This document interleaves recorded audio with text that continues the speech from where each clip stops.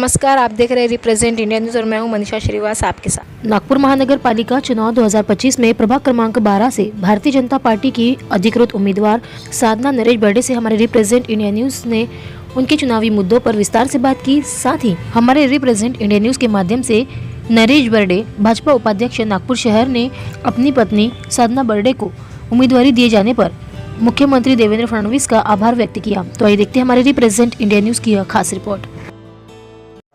नाव सांगून उमेदवार। नमस्कार, मी साधनाताई नरेश बर्डे, प्रभाग क्रमांक 12 क आणि आमच्या इथे चारही कमळाचे उमेदवार आहे आणि चारही कमळ आम्ही फुलवणार आहे।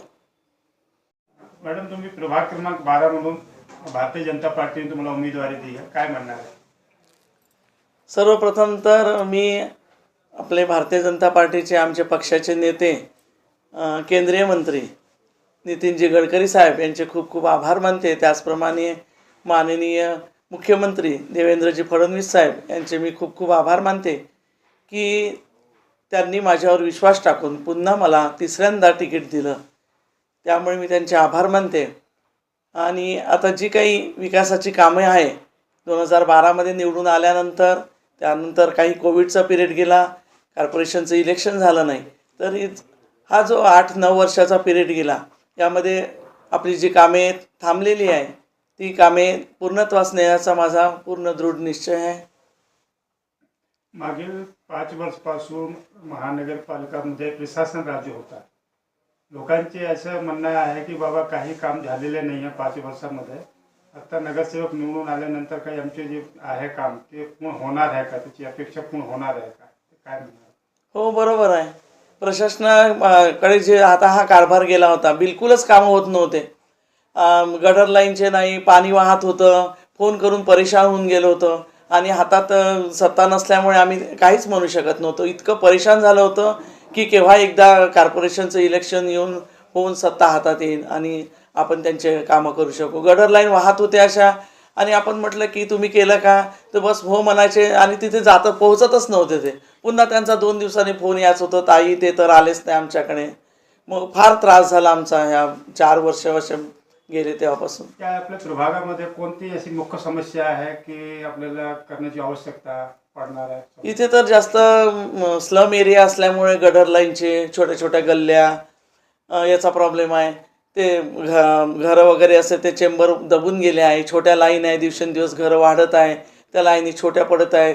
खूप वर्षाच्या त्या लाईन आता खराब झाल्यामुळे घुस उंदीरनी त्यांनी तिथे साम्राज्य केलं आहे, त्यामुळे आपण गेलो की ते पाणी असं वरून वाहताना दिसतं। त्यांच्या समस्या ऐकून असं वाटते की नाही, खरोखर एकदा आपण आपल्या हातामध्ये सत्ता घेऊन यांच्या समस्याचं निराकरण केलं पाहिजे। त्यानंतर अजून आपला दाभा वार्ड आमचा 2 याच्यात प्रभागला गेला आहे, वाटल्या गेलेला आहे। तर दाभा ही दिवसेंदिवस ही वस्ती अशी आहे की दिवसेंदिवस ते लेआउट वाढत आहे। तिथे लेआउट वाढत असल्यामुळे प्रत्येकाची गरज असते की आपल्या घरासमोरचा रस्ता झाला पाहिजे, दिवे झाले पाहिजे, पाणी झाले पाहिजे, पाणी मिळालं पाहिजे, आणि घरंसुद्धा दिवसेंदिवस वाढत आहे। तर ह्या समस्या ही आपण त्याच्या समस्या दूर करण्यासाठी आपण महानगरपालिकेला तिकीट मागितली आहे आणि आपल्याला उमेदवारीसुद्धा मिळाली आणि आम्ही 4ही कमळ फुलवणार आहे। या प्रभाग क्रमांक 12 मध्ये कोणकोणते क्षेत्राचे समाविष्ट आहे, कोणकोणते एरिया आहे जे तुमच्या 12 मध्ये येतात?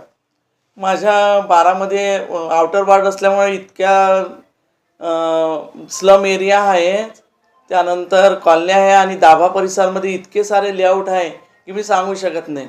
इथे सुरेंद्रगड आहे, माझ्या एरियालाच लागून सुरेंद्रगड आहे, गोंडमोल्ला आहे, विश्वासनगर आहे, दीपकनगर आहे, शास्त्रीनगर आहे आणि गिट्टी गदान आहे। हा पुरा स्लम आहे, एकात एक लागून आहे। त्यानंतर मधला जो कॉलनी आहे आणि दाभा वार्ड, मग काय भोंगाडे लेआउट वगैरे, शास्त्री लेआउट, त्यानंतर गणेशनगर, हे इतके दूर आहे की आणि फार कमी घरं आहे तिथे, पण एरिया खूप लांब पडतो। कमीत कमी 5-6-7 म्हणजे 7-8 मिनिटाच्या 10 मिनिटाच्या अंतरा म्हणजे आपण जाऊ शकू असा एरिया आहे। आणि तिथे डेव्हलपमेंट करायचं म्हटलं म्हणजे 4-5 घरं आहे काय, पण प्रत्येकाची गरज आहे ती आपल्याला करावंच लागेल। NIT मार्फत म्हणा किंवा कॉर्पोरेशन मार्फत म्हणा, आम्ही ते पूर्णत्वास नेऊ। पक्षाने तुम्हाला तिसरी वेळ उमेदवारी दिली आहे, आपण मतदारांना काय संदेश देणार मतदातांना या भागात? मतदातांना आमच्याकडे लोकसेवा प्रतिष्ठानमार्फत 2017 पासून अविरत काम सुरू आहे. आमचं स्वर्गवासी वामनराव बर्डे लोकसेवा प्रतिष्ठान आहे. त्या प्रतिष्ठानमार्फत आमचं काम, तसेच नरेशजी बर्डे यांनी सुद्धा पश्चिम नागपूरची तयारी केलेली होती. त्यामुळे आमचे 2017 पासून अविरत कार्य आहे. कोरोना महाकाळामध्ये त्यांनी आम्ही म्हणजे बरंच मदत केली लोकांना, आणि मदत सतत सुरू असते. शाळा लागल्या की शाळेच्या पोरांना पुस्तकं वाटप, झाडे लावणं, झाडे जगवा. उन्हाळ्यामध्ये जे काही स्लीपर चप्पलवाले ते चप्पल शिवतात त्यांना ते मोठी छत्री प्रोव्हाइड करणं. त्यानंतर कोणी आजारी असेल त्यांना ॲडमिट करून त्यांच्या औषधाची व्यवस्था करणं. हे सतत कामं श्री नरेशजी बर्डे आणि आमच्या परिवारचे सुरूच असते, आणि आम्ही दोघंही त्या कार्यात आमचं काम सुरू आहे. मी नरेश वामनराव बर्डे, माजी शहर उपाध्यक्ष भारतीय जनता पार्टी आणि वामनराव बर्डे सुटी लोकसेवा प्रतिष्ठानचा संस्थापक अध्यक्ष. भाऊ, भारतीय जनता पार्टीने परत तिसऱ्यांदा साधनाताई बर्डे यांना BJPची उमेदवारी दिली आहे प्रभाग 12तून. काय म्हणणार? माझे राजकारणाचे माझे गुरु किंवा माझे भाऊ, देवाभाऊ यांनी सन 2012मध्ये मला माझ्या राजकीय जीवनाचं पदार्पण झालं, आणि तेव्हापासून मी माझी बिसे 2012 ते 2017पर्यंत नगरसेविका होती. आणि त्या पिरियडमध्ये तिने जे वार्डाचे कामं केले, आणि माझे केंद्रीय नेतृत्व नितीनजी गडकरी हे माझे श्रद्धास्थान आहे. असे हे 2 नेत्यांच्यामुळे मी राजकारणात आलो, आणि त्या राजकारणाच्या प्रवासामध्ये मी अविरत लोकांच्या, आमच्या गडकरी साहेबांचं म्हणणं आहे का राजकारण हा काही प्लॅटफॉर्म नाही आहे का बा आपल्याला काही हे करायला. राजकारणमध्ये गोर गरीब शोषित पीडित या लोकांची सेवा करणे, आणि त्यांना चांगल्या सुविधा कशा मिळेल, आपण चांगल्या सुविधा कशा देता येईल, या दृष्टिकोनातून त्या विचारांनी प्रेरित होऊन मी आज 8 वर्षापासून मी इथे वामनराव बर्डे स्मृती लोकसेवा प्रतिष्ठानच्या माध्यमातून हारल्यानंतरही अविरत कार्यक्रम चालू ठेवले. जसं लोकांना पुस्तक वाटणे आहे, झाडे लावणे आहे, नंतर हेल्थ शिबिर आहेत, स्पोर्टचे निरनिराळे खेळाचे कार्यक्रम आयोजित करणे आहे. नंतर आध्यात्मिक दृष्टिकोनातून पाहिले असल्यास आम्ही भागवत कथा, देवी भागवत, जेणेकरून आपल्या समाजाची आध्यात्मिक उन्नती झाली पाहिजे. त्यानंतर आम्ही निरनिराळ्या प्रकारचे जे शिक्षणाच्या दृष्टिकोनातून मी शिक्षणाचे ट्रेनिंग कॅम्प घेतलेले आहे. अशा प्रकारचे कामं केलेले आहे.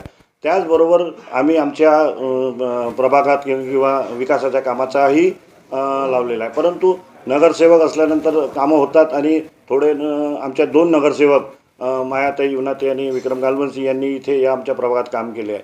या सगळ्याचा विश्वास, या सगळ्याचे कामं पाहून पार्टीने, ह्या दोन्ही नेत्यांनी माझ्यावर विश्वास टाकला. याबद्दल मी दोन्ही नेत्याचे खूप खूप आभार मानतो, आणि अशाच प्रकारची आम्ही पुढे भविष्यामध्ये काम करत राहू असं मी आश्वासन देतो. प्रभाग 12 प्रभाग 12ची लोकसंख्या किती आहे? ती आता 71,000 झालेली आहे, 68,000. आणि मतदारांना काय संदेश देणार आहे? काय मतदारांना काय मी मतदारांना एवढंच म्हणेल का या ठिकाणी जे विकासाचे कामं आमच्या नगरसेवकांनी केलेले आहे, आणि महत्त्वाचं म्हणजे महाराष्ट्रामध्ये जे आपले मुख्यमंत्री आहे देवेंद्रजी फडणवीस आणि केंद्रीय मंत्री नितीनजी गडकरी यांनी जे विकासाची कामं केलेली आहेत, आज नागपूर शहराचा चेहरामोहरा त्यांनी बदललेला आहे. आमच्या देवेंद्र भाऊंनी प्रत्येक समाजाला सारखं प्राधान्य दिलं आहे. OBC समाजाला न्याय दिलेला आहे, आणि प्रत्येक समाजाला काही आर्थिक विकास मंडळ, अण्णाभाऊ साठे आर्थिक विकास मंडळ त्यांना मदत केलेली आहे. असा सर्व महाराष्ट्राचा आज आमची इकॉनॉमी महाराष्ट्राची $0.5 ट्रिलियन $1 ट्रिलियन कडे चाललेली आहे. हा सगळा कमाल आमचे लाडके मुख्यमंत्री देवाभाऊचा आहे. तर लोकांनी या कोणत्याही गोष्टीला बळी न पडता, आणि त्याचप्रमाणे काँग्रेसने काय केलं, काँग्रेस 2014 पासून इथे काही त्यांचा ठिकाणा नाही, आणि काँग्रेसनी सगळ्या काँग्रेसचा यावेळेस सुपडा साफ होणार आहे हे पक्का आहे.